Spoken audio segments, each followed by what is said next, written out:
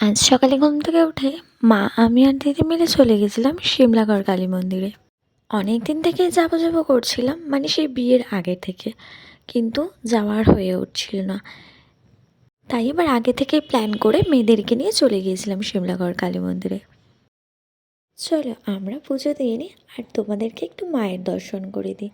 যেটুকু পারবো মন্দিরটা ঘুরিয়ে দেখাবো। আসলে কি বলো তো, মেয়েদেরকে নিয়ে ভিডিও করা না সত্যি ভীষণ চাপের হয়ে যায়। এবার আমার দু কন্যাকে নিয়ে পুজোটা দিয়ে ফেলি। আগে জানো তো, একদম মন্দিরের ভেতর ঢুকে পুজো দিতে দিত, কিন্তু এখন আর সেটা দেয় না। তাই আমরা পুজো দিই আর মেয়েদেরকে একটু মায়ের সামনে গড়াগড়ি দিয়ে নিচ্ছিলাম।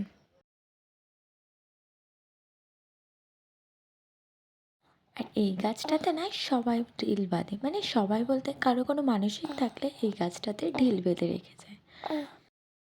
আর এটা হলো মন্দিরের ভেতরেই শিব মন্দির। আমাদের হয়ে গেছে, এবার বাড়ির দিকে রওনা দিলাম। ভিডিওটা যদি তোমাদের ভালো লাগে, লাইক, কমেন্ট আর চ্যানেলটা সাবস্ক্রাইব করে দিও। টাটা।